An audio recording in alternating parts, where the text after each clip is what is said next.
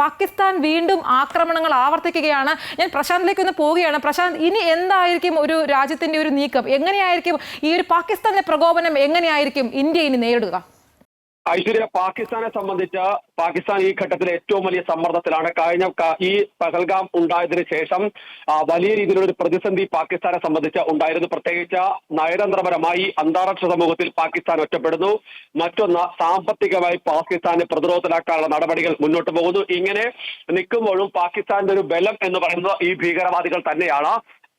അതിന്റെ വേരറുക്കുന്ന നടപടിയാണ് ഈ ഘട്ടത്തിൽ ഉണ്ടായിട്ടുള്ളത്. പ്രത്യേകിച്ച് നിയന്ത്രണ രേഖയിൽ നിന്ന് വളരെ തൊട്ടടുത്ത 13 കിലോമീറ്റർ ഉള്ളിലേക്ക് കയറി ഉള്ള ഒരു ആക്രമണം എന്നുള്ളതാണ് ഇപ്പോൾ വ്യക്തമാക്കുന്നത്. സ്വാഭാവികമായും പാകിസ്ഥാൻ ഒരിക്കലും അത് പ്രതീക്ഷിച്ചിട്ടുണ്ടാവില്ല. കാരണം അത്രയധികം സുരക്ഷാ സംവിധാനങ്ങൾ ഉള്ള സ്ഥലമാണ്. പ്രത്യേകിച്ച് ഭീകരവാദികൾ ഹിസ്ബുൾ മുജാഹിദിന്റെയും ലഷ്കർ ഇ തോയ്ബയുടെയും അതികൊടും ഭീകരർ നിൽക്കുന്ന സ്ഥലമാണ്. അവർക്ക് എല്ലാവിധ സുരക്ഷിതത്വം ഒരുക്കുന്നത് പാകിസ്ഥാനാണ്. അവർക്ക് സേനാ വിഭാഗങ്ങളുടെ പിന്തുണയുണ്ട്. പരിശീലനം നൽകുന്നത് പാകിസ്ഥാൻ സേനയാണ്. ഇങ്ങനെ ഓരോ ഘട്ടത്തിലും അവർക്ക് ഏതൊക്കെ തരത്തിലുള്ള സംവിധാനങ്ങൾ ഒരുക്കി കൊടുക്കാം അതെല്ലാം തന്നെ കൊടുക്കുകയും അന്താരാഷ്ട്ര സമൂഹത്തിന് മുന്നിൽ തങ്ങൾ ഇതൊന്നും ചെയ്തിട്ടില്ല എന്ന് ആവർത്തിക്കുകയും ചെയ്തൊരു നടപടിയാണ് പാകിസ്ഥാന്റെ ഭാഗത്ത് ഉണ്ടായിക്കൊണ്ടിരുന്നത്. അതിനെല്ലാം തന്നെ തക്കതായ മറുപടി നൽകുമ്പോൾ സ്വാഭാവികമായും പാകിസ്ഥാൻ കടുത്ത സമ്മർദ്ദത്തിലേക്ക് പോകുന്നു.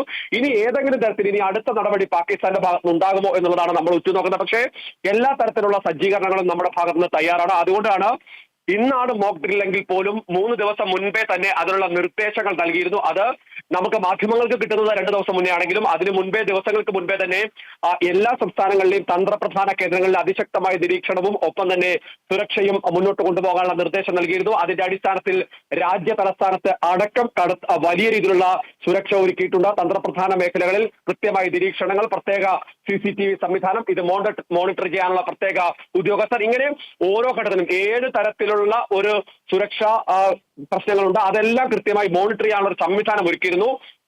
അതിന്റെ അടുത്ത ഘട്ടത്തിലേക്കാണ് ഇപ്പൊ ഈ മോക്ക് ഡ്രിൽ അടക്കം നടത്തുമ്പോൾ നിൽക്കുക. കാരണം ജനങ്ങൾക്കുള്ള അലർട്ട് എന്നുള്ളതാണ് ഈ മോക്ക് ഡ്രിലിന്റെ ഏറ്റവും പ്രധാനപ്പെട്ട കാര്യം.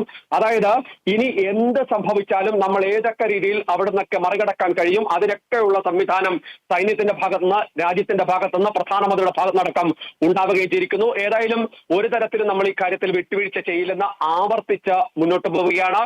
ഇനിയിപ്പോൾ ഇത്തരമൊരു സാഹചര്യത്തിൽ പാകിസ്ഥാൻ ഏതെങ്കിലും തരത്തിലൊരു പ്രകോപനം ഉണ്ടാക്കുകയാണെങ്കിൽ അതിനെ അതിൻ്റെതായ രീതിയിൽ തന്നെ നേരിടാനുള്ള തയ്യാറെടുപ്പുകൾ നടത്തിയിരുന്നു. അതിന്റെ ഭാഗമാണ് നേരത്തെ നമ്മൾ സൂചിപ്പിച്ചിരുന്ന പോലെ ബങ്കറുകളടക്കം സാധാരണഗതിയിൽ സൈനിക ആക്രമണങ്ങൾ ഉണ്ടാകുകയാണെങ്കിൽ തിരിച്ചടികൾ നേരിടാൻ വേണ്ടി സുരക്ഷിതമായി മാറി നിന്ന് തിരിച്ചടിക്കാൻ വേണ്ടിയുള്ളതാണ് ബങ്കറുകൾ. ആ ബങ്കറുകൾ സാധാരണ ജനങ്ങൾക്ക് വേണ്ടി തുറന്നു കൊടുക്കുന്നു. അവർക്ക് സാധാരണ രീതിയിൽ തന്നെ ജീവിതം മുന്നോട്ട് കൊണ്ടുപോകാൻ ആവശ്യമായ രീതിയിൽ തന്നെ ആ ഒരു വീടെന്ന നിലയിൽ തന്നെ അത് സജ്ജീകരിക്കുന്ന തരത്തിലേക്ക് കാര്യങ്ങൾ പോയിട്ടുണ്ടെങ്കിൽ എത്രത്തോളം ആസൂത്രിതമായിട്ടുള്ള ഒരു സംവിധാനം അവിടെ ഒരുക്കി എന്നുള്ളതാണ് എടുത്തു പറയേണ്ടത്. അതിനുശേഷമാണ് ഇത്തരത്തിലൊരു നടപടി ഉണ്ടാകുന്നത്. അതായത് പാകിസ്ഥാന്റെ ശ്രദ്ധ സാമ്പത്തികമായി ഉണ്ടാകുന്ന ഉപരോധങ്ങളിലേക്കും ഒപ്പം തന്നെ നദീജല തർക്കങ്ങളിലേക്കും മാറുമ്പോൾ മറുവശത്ത് അവരുടെ ഒരു സംരക്ഷണ കവചം ഒഴിവായി എന്ന് മനസ്സിലാക്കിയ ആ ഘട്ടത്തിൽ അതിശക്തമായി തിരിച്ചടിക്കുന്നു എന്നുള്ളതാണ് ഏറ്റവും എടുത്തു പറയേണ്ടത്.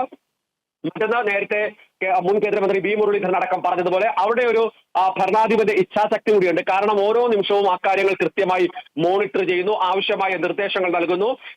സംയുക്ത സേനാ മേധാവിയായും മറ്റ് സൈനിക മേധാവിമാരുമായി കൃത്യമായി കൂടിയാലോചന നടക്കുന്നു.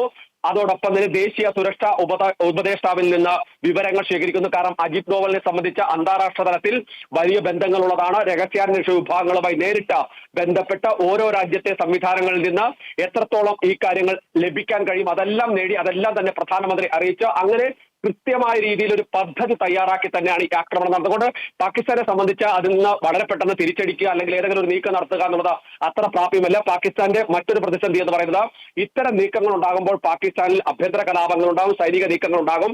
അതെല്ലാം തന്നെ പാകിസ്ഥാന്റെ ആഭ്യന്തര വിഷയങ്ങളിലേക്ക് മാറുകയാണ് ചെയ്യാറ്. പക്ഷെ മറുവശത്ത് നമ്മളെ സംബന്ധിച്ച് നമ്മുടെ അഭിമാനം തിരിച്ചു പിടിച്ചിരിക്കുന്നു, നമ്മൾക്ക് നഷ്ടമായ ജീവന് പകരം ചോദിച്ചിരിക്കുന്ന തലത്തിലാണ് കാര്യങ്ങൾ പോകുന്നത്. അതുകൊണ്ട് എന്തും നേരിടാൻ നമ്മൾ സജ്ജമായിരിക്കുന്ന ഒരു സമയത്ത് പാകിസ്ഥാന്റെ ഭാഗത്ത് പ്രകോപനം ഉണ്ടാകുമെന്നറിയില്ല. പാകിസ്ഥാൻ ഇപ്പോഴും ഷെല്ലാക്രമണങ്ങൾ അതിർത്തി മേഖലകൾ നടത്തുന്നത്. അത് പക്ഷേ സാധാരണ ജനങ്ങളെ കേന്ദ്രീകരിച്ചാണ്.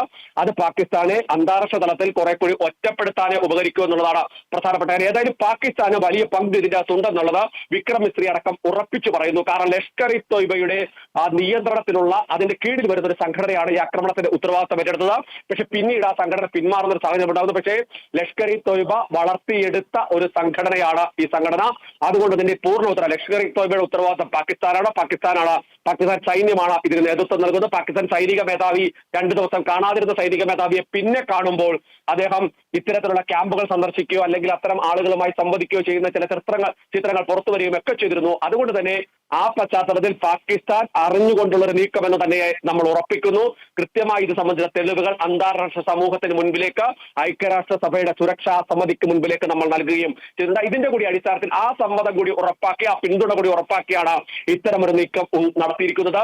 ലോകരാഷ്ട്രങ്ങൾ ഒന്നാകെ, ചൈന ഒഴികെയുള്ള ലോകരാഷ്ട്രങ്ങൾ ഒന്നാകെ പാകിസ്ഥാനെതിരെ രംഗത്ത് വരുന്ന ഒരു സാഹചര്യം നമ്മൾ കണ്ടതാണ്. ഇപ്പോൾ ഒന്നും മിണ്ടാതിരുന്ന ചൈനയ്ക്ക് പോലും അവസാനം സമാധാനത്തിന്റെ പാത സ്വീകരിക്കണമെന്ന് പറയേണ്ടി വരുന്ന ഒരു സാഹചര്യം നമ്മൾ കൊടുത്ത മറുപടി കൊണ്ട് തന്നെയാണ്. ഏതായാലും അതിശക്തമായ സുരക്ഷ രാജ്യത്താകെ, വിമാനത്താവളങ്ങൾ, മെട്രോ സ്റ്റേഷനുകൾ, തന്ത്രപ്രധാന മേഖലകൾ, എല്ലാ സ്ഥലത്തും അതിശക്തമായ സുരക്ഷയാണ്.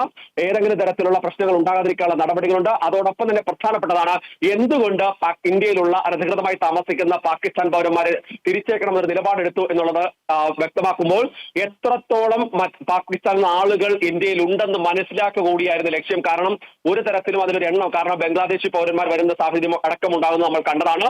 അത്തരം ഒരു സാഹചര്യത്തിൽ അത് സംബന്ധിച്ച് കൃത്യമായി വിവരശേഖരണമായിരുന്നു ലക്ഷ്യം. 5000-ലധികം പേർ അനധികൃതമായി താമസിക്കുന്ന എന്ന തരത്തിൽ ചില കണക്കുകൾ റോയ് അടക്കം തേടി എന്നാണ് നമുക്ക് മനസ്സിലാക്കാൻ കഴിയുന്നത്. അതടക്കം പരിശോധിച്ചു. അവരുടെ ഏതൊക്കെ തരത്തിലാണ് അവർ കമ്മ്യൂണിക്കേഷൻ നടത്തുന്ന ആശയ സംവിധാനങ്ങൾ ഉപയോഗിക്കുന്നത്, ഇതടക്കം തന്നെ പരിശോധിക്കുകയും ഒക്കെ ചെയ്തിരുന്നു. ഏതായാലും ഈ തരത്തിൽ വിവരങ്ങൾ ലഭിക്കുമെന്നത് ഒരു പ്രധാനപ്പെട്ട കാര്യമാണ്. ഇപ്പോഴും പ്രധാനമായി ഉന്നയിക്കപ്പെടുന്നു, അല്ലെങ്കിൽ ഈ ആക്രമണം നടത്തിയ ഭീകരരെ കണ്ടെത്തിയോ എന്നുള്ള ചോദ്യം നിലനിൽക്കുന്നു. പക്ഷേ ആ ചോദ്യത്തിനുള്ള മറുപടി എന്ന് പറയുന്നത് എന്തുകൊണ്ട് അതുമായി ബന്ധപ്പെട്ട ചില ആളുകളെ കിട്ടിയത് കൊണ്ടുകൂടിയാണ് ഇത്തരത്തിൽ എത്രത്തോളം ഹൈഡുകൾ അല്ലെങ്കിൽ ഒളിത്താവളങ്ങൾ ഈ ഭീകരതായതുണ്ട്, അവർ ഏതൊക്കെ തരം മർക്കസുകൾ ഉപയോഗിക്കുന്നുണ്ട് തുടങ്ങിയ കാര്യങ്ങൾ സംബന്ധിച്ചുള്ള വിവരങ്ങൾ നമുക്ക് ലഭിക്കുന്നത്. അത് മാത്രമല്ല, ഇനി എത്ര പേർ കൊല്ലപ്പെട്ടു, 12 പേരെന്ന് പറയുന്നതിൽ പ്രധാനപ്പെട്ട വിഷയം എന്ന് പറയുന്നത് പല ഈ മർക്കസുകളിലും 150 പേർക്ക് വരെ താമസിക്കാൻ സൗകര്യങ്ങളുള്ളതാണ്. ഈ 150 പേർ എന്ന് പറയുന്നത് ഒരുപക്ഷെ 50-ലധികം ആയിട്ടുള്ളവർ പലപ്പോഴും പരിശീലനം നടത്തുന്ന സ്ഥലങ്ങളാണെന്ന് തന്നെയാണ് റിപ്പോർട്ട് ചെയ്യപ്പെടുന്നത്. അങ്ങനെ കുറെ കാര്യങ്ങളുണ്ട്. മാത്രമല്ല പാകിസ്ഥാൻ ചില അവകാശവാദങ്ങൾ ഉന്നയിക്കുകയും ചെയ്യുന്നുണ്ട്. ഒരു തരത്തിലും ഇതുമായി ബന്ധപ്പെട്ട ഒരു നാശനഷ്ടവും ഇന്ത്യക്ക് ഉണ്ടായിട്ടില്ല എന്ന് മാത്രമല്ല, ഒരു തരത്തിലും ഇന്ത്യയുടെ ഏതെങ്കിലും സംവിധാനങ്ങളെ ആക്രമിക്കുന്ന തരത്തിലേക്ക് പാകിസ്ഥാൻ എന്തെങ്കിലും ചെയ്യാൻ കഴിഞ്ഞിട്ടുണ്ട് എന്നുള്ള ഒരു വാദം ഉന്നയിക്കുന്നത് അതെല്ലാം തെറ്റാണെന്ന് കേന്ദ്ര സർക്കാർ വ്യക്തമാക്കുകയും അത്തരം വാർത്തകൾ അടിസ്ഥാനരഹിതമാണെന്ന് പറയുകയും ചെയ്തിരിക്കുന്നു. അതുകൊണ്ട് ഒരു തരത്തിലും നഷ്ടമുണ്ടാകാതെ, നാശനഷ്ടങ്ങളില്ലാതെ വലിയ വിജയത്തോടു കൂടി വലിയ നേട്ടമായി തന്നെയാണ് നമ്മളിതിനെ ഉയർത്തിക്കാണിക്കുന്നത്. അത്തരം തന്നെ ഉയർത്തിക്കാണിക്കാൻ പറ്റുന്ന ഒരു നേട്ടമായി തന്നെ നമുക്കതിനെ കാണുകയും ചെയ്യാം. ഏതായാലും ഇനി അങ്ങോട്ട് കുറച്ചുകൂടിയെങ്കിലും കരുതലിന്റെ സമയമാണ്. കാരണം ഇത്തരം ഒരു ഭീകരവാദി ആക്രമണം ഉണ്ടാകുമെന്ന് നേരത്തെ രഹസ്യാന്വേഷണ വിഭാഗങ്ങൾ മുന്നറിയിപ്പ് നൽകിയിരുന്നു. അത് നൽകുമ്പോൾ സാധാരണഗതിയിൽ ഭീകരർ ആക്രമിക്കുന്നത് നേരത്തെ ഈ പട്ടാള ക്യാമ്പുകളെയോ ഏതെങ്കിലും സംവിധാനങ്ങളെയൊക്കെ ആയിരിക്കും, പക്ഷേ അല്ലെങ്കിൽ ഒരു പൊതു പരിപാടിയായിരിക്കും. പക്ഷെ ഇവിടെ സാധാരണക്കാരായ മനുഷ്യരെ അവർ തങ്ങളുടെ ഒഴിവു സമയങ്ങൾ ആഘോഷമാക്കാൻ വന്നവരാണ്. ഏകദേശം, അതായത് സർക്കാരിന്റെ തന്നെ കണക്കിൽ പറയുകയാണ്, കഴിഞ്ഞ ഒരു വർഷത്തിലധികം ലക്ഷക്കണക്കിന് ആളുകളാണ് ബൈസരൻ വാലിയിലും പഹൽഗാമിലും മാത്രമായി വന്ന് വിനോദസഞ്ചാര സംവിധാനങ്ങൾ ഉപയോഗപ്പെടുത്തി പോയതെന്നാണ് മനസ്സിലാക്കുന്നത്. ആ ആളുകളെ ലക്ഷ്യമിടുന്നു ഒരു ഘട്ടത്തിൽ പോലും കരുതിയിരുന്നില്ല. മാത്രമല്ല, ഏതെങ്കിലും ഒരു ഘട്ടത്തിൽ ഒരു ആക്രമണം ഉണ്ടായി, വേറെ ഏതെങ്കിലും സംവിധാനം ഉപയോഗിച്ച് ഒരു ആക്രമണം നടത്തുന്ന പോലെയല്ല, നേരിട്ട് പോയിന്റ് ബ്ലാങ്കിൽ അവർക്ക് മുഖത്തേക്ക് വെടിയുതിർക്കുന്ന തരത്തിലേക്ക് കാര്യങ്ങൾ വരുമ്പോൾ എത്ര അധികം നീചവും പൈശാചികവുമായ നിലപാടാണ്, മനസ്സാണ് ഈ ഭീകരർക്ക് എന്നുള്ളതാണ് നമ്മൾ കാണേണ്ടത്. അത് അന്താരാഷ്ട്ര സമൂഹത്തിന് മുന്നിലേക്ക് എത്തിക്കാൻ നമുക്ക് കഴിഞ്ഞു. അതുകൊണ്ട് തന്നെ ആ പിന്തുണ ഉറപ്പാക്കുന്നു. ഇനി ഇത്തരം സംഭവങ്ങൾ ആവർത്തിക്കാതിരിക്കാനുള്ള ശക്തമായ നടപടി ഉണ്ടാകുമെന്ന് തന്നെയാണ് വിക്രം മിശ്രി അടക്കം പറഞ്ഞിട്ടുള്ളത്. എല്ലാ തരത്തിലുള്ള സംവിധാനങ്ങൾ പരിശോധിക്കുന്നു. ഇപ്പോൾ നിലവിൽ ലഭിച്ചിരിക്കുന്ന രഹസ്യാന്വേഷണ വിഭാഗത്തിന്റെ അറിയിപ്പുകൾ എല്ലാ സംസ്ഥാനങ്ങൾക്ക് കൈമാറിയിട്ടുണ്ട്. ഒരു തരത്തിലും സുരക്ഷയിൽ വീഴ്ച ഉണ്ടാകുന്ന കർശന നിർദ്ദേശം നൽകിയിട്ടുണ്ട്. ഒപ്പം തന്നെ സംസ്ഥാനങ്ങളുടെ പിന്തുണ ഉറപ്പാക്കുന്നു. മറ്റൊന്ന്, ഈ വിഷയത്തിൽ പ്രതിപക്ഷമെടുത്ത നിലപാടുകളാണ്. നേരത്തെ സൂചിപ്പിച്ച പോലെ തന്നെ പല ഘട്ടങ്ങളിൽ പ്രധാനമന്ത്രിയുടെ യാത്രയെ വിമർശിക്കുന്നു, ഒപ്പം തന്നെ മറ്റു ചില നീക്കങ്ങൾ നടത്തുന്നു, അങ്ങനെയൊക്കെ ഉണ്ടായിരുന്നു. പക്ഷേ വളരെ കൃത്യമായി പ്രതിപക്ഷം ഉറച്ചു നിന്നു. ആകെ പ്രതിപക്ഷം ആരോപണം ഉന്നയിച്ചത് രഹസ്യാന്വേഷണ വിവരങ്ങൾ ഉണ്ടായിട്ട് വേണ്ട മുൻകരുതൽ എടുത്തില്ല എന്നുള്ളതാണ്. പക്ഷെ അതിന് മറുപടി ഞാൻ നേരത്തെ സൂചിപ്പിച്ചത് തന്നെയാണ്. കാരണം സാധാരണഗതിയിൽ ഇത്തരം ആക്രമണങ്ങൾ ഉണ്ടാകുന്നത് സൈനിക സംവിധാനങ്ങളെ കേന്ദ്രീകരിച്ചാണ്. സാധാരണ മനുഷ്യർ വന്നിരിക്കുന്ന സ്ഥലങ്ങളിൽ സ്വാഭാവികമായും ഇത്തരം ഒരു അതിനീചമായ ആക്രമണം ആരും പ്രതീക്ഷിക്കില്ല. അങ്ങനെ ഒരു നീചകൃത്യം ചെയ്യുന്നുണ്ടെങ്കിൽ അത് പാകിസ്ഥാന് മാത്രമായിരിക്കും. സാധിക്കും. അത് അവർ തെളിയിച്ചിരിക്കുകയും ചെയ്തു. പക്ഷേ ഇനി അത് അത്തരം സംഭവങ്ങൾ ആവർത്തിക്കാനുള്ള നടപടിയുണ്ടാവും. അത് പ്രതിപക്ഷത്തിന്റെ കൂടി ഉറപ്പാണ്. മാത്രമല്ല രാഹുൽ ഗാന്ധി അടക്കം സൈന്യത്തിന്റെ നീക്കത്തെ അംഗീകരിക്കുന്നു. ഇന്നലെ പ്രധാനമന്ത്രിയുമായി രാഹുൽ ഗാന്ധി വാസ്തവിൽ കൂടിക്കാഴ്ച നടത്തുന്നു. ഇങ്ങനെ ചില നീക്കങ്ങൾ പ്രതിപക്ഷങ്ങളുമായി നടത്തുകയും പ്രതിപക്ഷ പാർട്ടികളുടെ ഉറപ്പ് പിന്തുണ സർക്കാർ ഉറപ്പിച്ച ശേഷമാണ് കടുത്തൊരു നടപടിയിലേക്ക് പോകുന്നത്. ഇനി വരുന്ന മണിക്കൂറുകൾ ഏറ്റവും നിർണായകമാണ്. ഏതെങ്കിലും ഭാഗത്ത്